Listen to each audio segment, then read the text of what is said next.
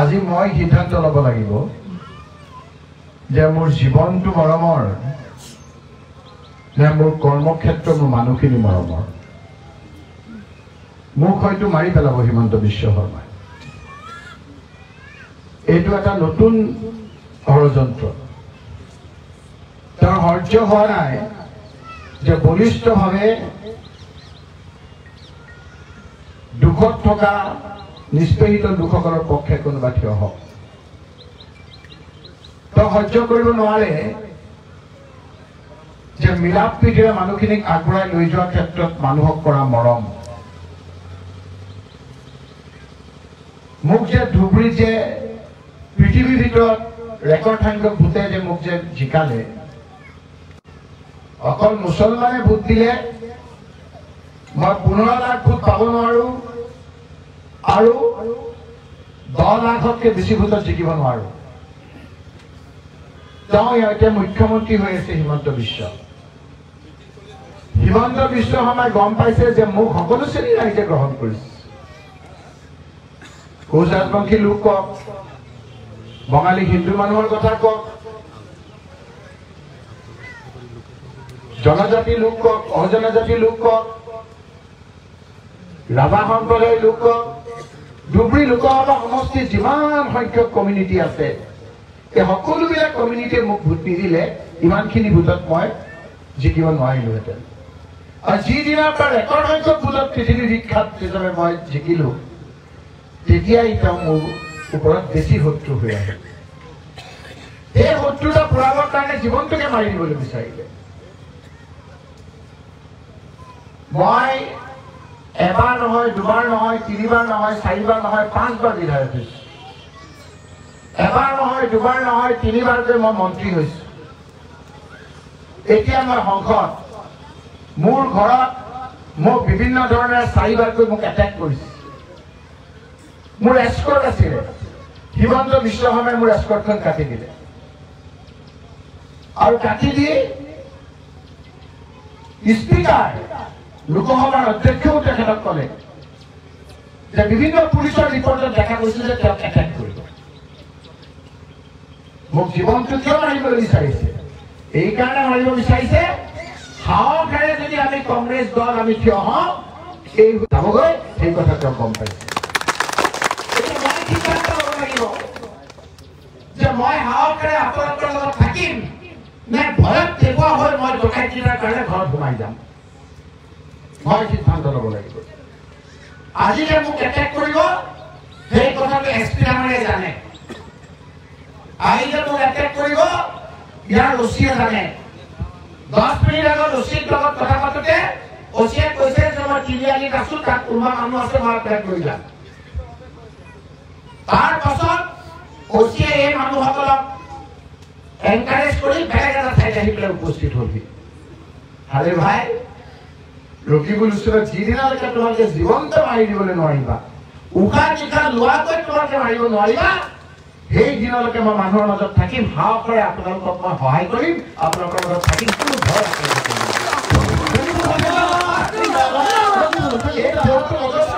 আছে যে আজি মই এটা ষ্টেটাছ পাইছো, আজি মোক এটেক কৰিছে। বিভিন্নজনে এতিয়া ফোন কৰিছে মোক, ভাবিছিল মই ভয়ত পেপোৱা হৈ ৰখি যাম। মোক ভাল পোৱা বহুত লোকে মোক আহি পেলাই একেবাৰে আগুৰি ধৰিছে, কিন্তু মই এই বেদনা পোৱা নাই। কাৰণ এই ধৰণৰ কথাৰ পাছতো অসংখ্য মহিলা সাহসেৰে ইয়াত আহি উপস্থিত হৈছে, অসংখ্য ইয়াত আহি ইয়াত উপস্থিত হৈছে। এইটো হ'ল তেওঁলোকৰ অধপতনৰ লক্ষণ। এবাৰ গৌৰৱ গগৈ, এবাৰ তৰুণ গগৈ, এবাৰ ভূপেন বৰাক, এবাৰ পদ্ম গগৈ বিভিন্ন প্ৰকাৰে আমাৰ আক্ৰমণ কৰে। ৰাহুল গান্ধী ডাঙৰীয়াক বিভিন্ন প্ৰকাৰে তেওঁক আক্ৰমণ কৰে। মহাত্মা গান্ধীক বিভিন্ন ধৰণেৰে আক্ৰমণ কৰে। জৱাহৰলাল নেহৰুক আক্ৰমণ কৰে। ইন্দিৰা গান্ধী যিগৰাকী নেত্ৰীয়ে গোটেই ভাৰতবৰ্ষৰ কাৰণে নিজৰ জীৱন আহুতি দিছিল, মোৰ জীৱন থাকালৈকে মই আপোনালোকৰ লগত থাকিম আৰু সদায় একতাৰে নজৰি কথা পাতিম। মোক কিয় বেয়া পায়? এইকাৰণে বেয়া পায় যে যেতিয়া আপোনালোকৰ ভোট নালাগে বুলি হিমন্ত বিশ্ব শৰ্মাই কৈছিল, মিয়াৰ ভোট নালাগে বুলি কৈছিল, ভাবিছিল যে সুপ্ৰিম কোৰ্টে 1951 চনৰ যিটো ভিত্তি বছৰ সেইটো ৰাখিব 1971 বছৰটো কাটি দিব যদি 1951 চন ভিত্তি বছৰ হ'লহেঁতেন তেতিয়াহ'লে এই মানুহখিনিৰ ভোট নাথাকিলেহেঁতেন আৰু সেইকাৰণে হিমন্ত বিশ্ব শৰ্মাই কৈছে যে মিয়াৰ ভোট নালাগে যেতিয়া ৰকিবুল হুছেইন জমিয়তুল উলামায়ে আমছু আমাৰ বিভিন্নজনৰ প্ৰচেষ্টা সুপ্ৰিম কোৰ্টৰ দ্বাৰা 1971 চন 25 মাৰ্চ ভিত্তি বছৰ কৰাৰ ক্ষেত্ৰত আমি সফল হ'লো তেওঁলোকে গম পালে যে এতিয়া আৰু এই মানুহখিনি ভোটৰ ভয় দেখুৱালে নহ'ব লগতে গৌৰৱ গগৈ ডাঙৰীয়া যেতিয়া যোৰহাটত জিকিলে যেতিয়া তাৰ মৰাণ মানুহখিনিয়ে তেওঁক বেয়া পালে বিজেপি জিকিছিল তাত বিজেপিৰ নেতৃবৃন্দ আজি আৰু হিমন্ত বিশ্ব শৰ্মাৰ ওপৰত তেওঁলোকৰ মন বেয়া যিবিলাক সমষ্টিৰ বিজেপিৰ এমএলএ আছে সেই এমএলএ থকা সমষ্টিবিলাকত আহোম সম্প্ৰদায় মৰাণ মটক চুতীয়া সম্প্ৰদায় বঙালী সম্প্ৰদায় এই সমষ্টিবিলাকত কি কাৰণে এতিয়া হিমন্ত বিশ্ব শৰ্মাৰ অত্যাচাৰত তেতিয়াই হিমন্ত বিশ্ব শৰ্মাই ভাবিয়া হিমন্ত বিশ্ব শৰ্মাক ন্যায় ভোট লগা হ'ল যিসকলৰ ন্যায় মহিলাসকলক কি কৈছিল আপোনালোকক কি বুলি কৈছিল সন্তান জন্ম দিয়া কি বুলি কৈছিল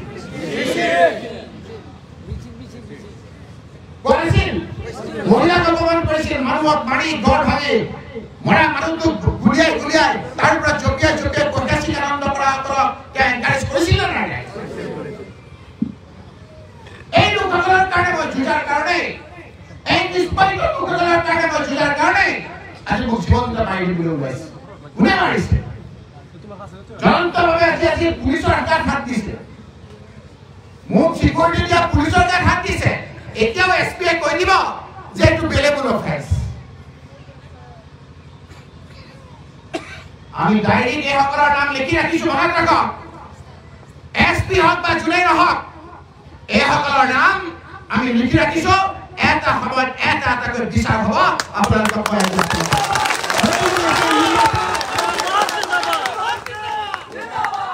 ইয়াৰ অচিজন চবেই জানে যে এটা বেয়া কেছত পচি আপোনাৰ ফচাই ইয়াৰ পৰা তেওঁ ট্ৰেন্সফাৰ হৈছিল কেৱল ৰকিবুল হুছেইন জানে মৰাৰ ক্ষেত্ৰত তেওঁ সহায় কৰিবৰ কাৰণে ইয়াক পুনৰবাৰ উচি দিছে আজি আহাৰ সময়ত তেওঁ ফোন কৰিলে মই এজন জ্যেষ্ঠ নেতা তাৰ পিছতো এই লোকসকলক তেওঁ মাজত ৰাখি তেওঁ তাৰ পিছত আহি ৰখি আছে কোন আছিল স্পষ্টকে প্ৰমাণ আছে বাবাই টকাই বাবাই চুৰ মাৰ্ডাৰ কৰা আসামী জেলৰ পৰা ওলাই আহিছে আজি মোক এটেক কৰিছে এতিয়া আপোনালোকে সিদ্ধান্ত ল'ব লাগিব যে তেওঁলোকৰ ভয়ত মই ঘৰৰ ভিতৰত সোমাই থাকিম আজি মিটিং নকৰি মই ঘৰৰ ভিতৰত যামগৈ যে আপোনালোকৰ পক্ষে নমৰালৈকে চুচৰি হ'লেও কাম কৰিম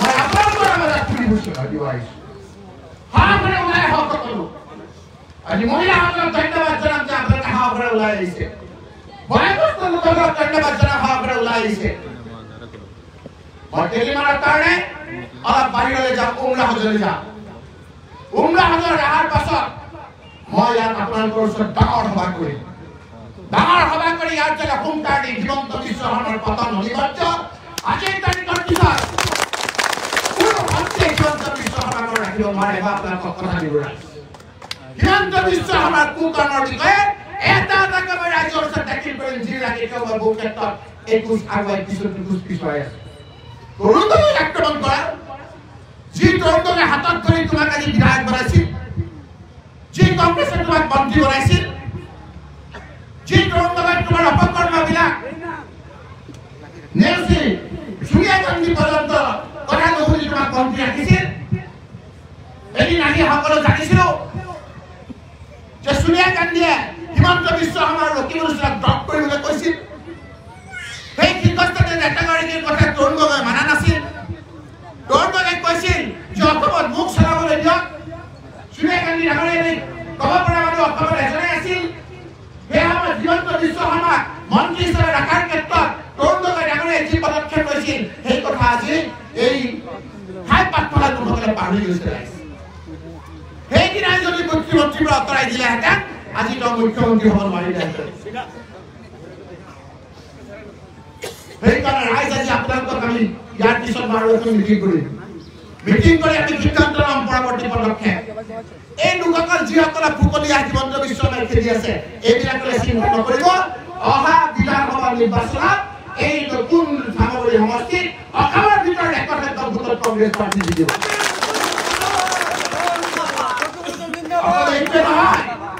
উজনি অসমত নামনি অসমত বৰাক ভেলীত পাহাৰত সকলো ক্ষেত্ৰত হিমন্ত বিশ্ব শৰ্মাৰ সময়লৈ অপেক্ষা কৰি আছে আজি প্ৰভাত শইকীয়াই কৈছে মানুহে সময়লৈ অপেক্ষা কৰি আছে সেইকাৰণে তেওঁ গৌৰৱ গগৈৰ বিৰুদ্ধে বিভিন্ন ধৰণৰ ষড়যন্ত্ৰত লিপ্ত হৈছে বিভিন্ন ক্ষেত্ৰত আমাৰ ভূপেন বৰাৰ ভাইক ককায়েক তেওঁলোকৰ পত্নীৰ ওপৰত বিভিন্ন ধৰণৰ ট্ৰেন্সফাৰ কৰি ভয় দেখুৱাবলৈ আহিছে মই আজি দীঘলীয়া নকৰোঁ ইয়াৰ পিছত মই সকলোৰে লগত ভালকে বহিম একো চিন্তা নকৰিব ৰাইজ একো চিন্তা নকৰিব এইকেইটাৰ এই গহাই চুৰ ডকাই এইকেইটাক সমাজখন এৰি দিব নেকি আপোনালোকে এইকেইটাৰ ভয়ত আপোনালোকে কি ঘৰত কম্পমান হৈ যাব নেকি সোমাই যাওক যাৰ হক আছে আমি ঘৰৰ পৰা ওলাই আহিম হক আছে নে নাই আপোনালোকে এইটো দেখুৱাব লাগিব যদি হক আছে আমি হাজাৰ হাজাৰ মানুহ ওলাই আহিম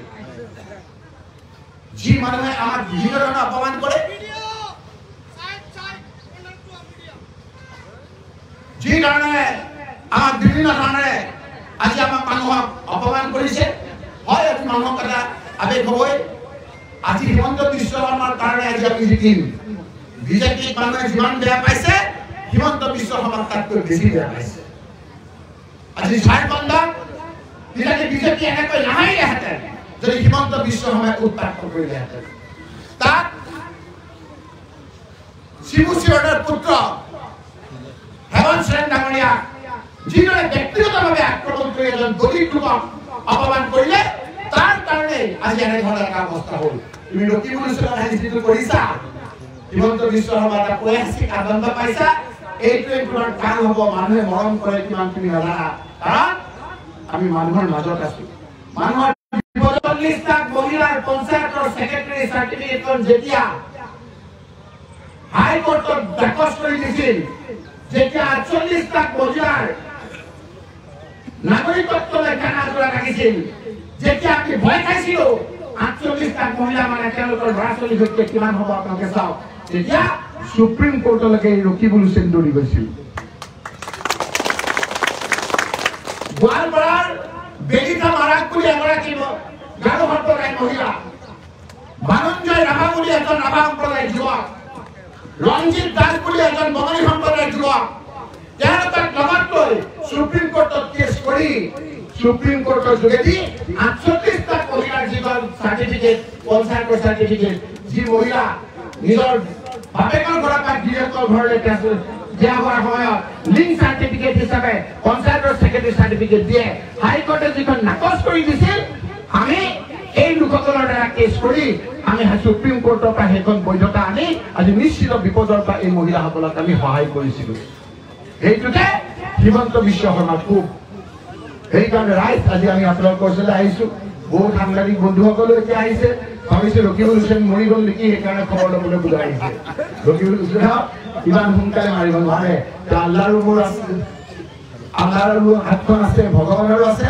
আৰু সকলো জাতি সম্প্ৰদায়ৰ মৰম আছে আমাৰ হিমন্ত বিশ্ব শৰ্মা তোমাৰ ৰাজনৈতিক মৃত্যু তোমাৰ একেবাৰে ওচৰত আহি গৈছে কেইদিনৰ ভিতৰত তোমাক ৰাইজে নাকচ কৰিব যেনেকৈ এই অত্যাচাৰ কোনে কৰিছিল জানে আপোনালোকে নাজানে বহুতে তেলেংগানা বুলি এখন ৰাজ্য আছিল কেচিআৰ বুলি অজস্ৰ লোক থকা ধনী তাত কংগ্ৰেছ কৰিব নোৱাৰে কৰিও এনেধৰণৰ অত্যাচাৰ কৰে এই যে ৰেৱন্ত ৰেড্ডী যে মুখ্যমন্ত্ৰী হ'ল তেওঁৰ ছোৱালীৰ বিয়া আছিল তেওঁক এৰেষ্ট কৰিলে নিজৰ ছোৱালীৰ বিয়াৰ দিনতো আহিব নিদিয়ে নিজৰ ছোৱালীৰ বিয়াৰ দিনতো আহিব নিদিয়ে ৰাইজে কথাবিলাক চাই আছিল কোনো ভাবা নাছিল সেই কেচিআৰক মুখ্যমন্ত্ৰীৰ পৰা আঁতৰাই আজি ৰেৱন্ত ৰেড্ডী আজি মুখ্যমন্ত্ৰী হ'ল কেচিআৰ নাইকিয়া হৈ গ'ল এই হিমন্ত বিশ্ব শৰ্মা নাইকিয়া হওঁতে বেছি দিন নালাগে ৰাইজ এইটো এটা তেওঁৰ আজি আৰম্ভণিৰ শেষ আজি এটা আৰম্ভণি হৈছে তেওঁ শেষ হোৱা আজি চাওকচোন যদি তুমি ভাল কাম কৰিছা মোক এটেক্টিভ কৰাব লাগিব মই আজি নিজৰ মিটিং এখনলৈ আহিছোঁ মোৰ কৰ্মী সভালৈ আহিছোঁ ৰাজহুৱা মিটিঙো নহয় এখন আমি আজি মেট্ৰিক পৰীক্ষা চলি থকাৰ কাৰণে কাৰো ওচৰত আমি ডাঙৰ ডাঙৰকে মাইক লগাই মিটিঙো কৰা নাই। বক্স লগাই আমি এখন চোতালত মিটিং কৰিছো। আমি চোতালত মিটিং কৰোঁতে অজস্ৰজন লোক আহিছে। তাত তুমি ভয় খাইছা। আজি ভয়ত কম্পমান হৈ মোক আজি তোমালোকে এটেক কৰিছে। কোনবিলাকে এটেক কৰিছে? এটা এটাকে আপোনালোকে চাব, সেই গোটেইকেইটা টকাই, সেই গোটেইকেইটা চুৰ, সেই গোটেইকেইটাক মাৰ্ডাৰ কৰা আসামী। মুখত কোলা কাপোৰ বান্ধি, মুখত আপোনাৰ কাপোৰ বান্ধি আহি পেলাই সকলোৱে দেখি আছে কথা বতৰাবিলাক। গতিকে আজি মই দীঘলীয়া নকৰোঁ। আপোনালোকৰ ওচৰত মই ধন্যবাদ জনাম, কৃতজ্ঞতা জনাম যে বহুতক আহাত বাধা দিছিল। আহাত বাধাহে দিব, ভোট দিয়াত বাধা দিব নোৱাৰে নহয়। পাৰিব জানো? ভোট দিয়াত বাধা দিব পাৰিব? ইয়াত আমি জিকিব পাৰিম নোৱাৰিম? এবাৰ সামগ্ৰীত আমি জিকিব পাৰিম নোৱাৰিম? আমি ইয়াত এবাৰ চৰকাৰ কৰিব পাৰিম নোৱাৰিম? গতিকে আপোনালোকৰ দোৱা আৰু আপোনালোকৰ আশীৰ্বাদ বিচাৰি ইমান অজস্ৰজন আজি লোক আমি ভবাই নাই। আমি ইমান চকী ৰখা নাই। থিয় হৈ ল'ৰাবিলাক আছে। হিমন্ত বিশ্ব শৰ্মাই আমাক শিকাব। এতিয়া মোক আজিৰ পৰা, মোক যিসকলে অলপ বেয়া পাই আছিল, আজিৰ পৰা ভাল পাই দিব, ভাল পোৱা আৰম্ভ হ'ব নহয়? কচোন। আজিৰ পৰা মোৰ প্ৰতি অলপ মৰমটো বাঢ়িব নে নাবাঢ়ে? হিমন্ত বিশ্ব শৰ্মাই আমাক যিমান খুচিব আমি সিমান আগবাঢ়ি যাম। এইখিনি কথা কৈ পুনৰবাৰ আপোনালোক সকলোকে ধন্যবাদ।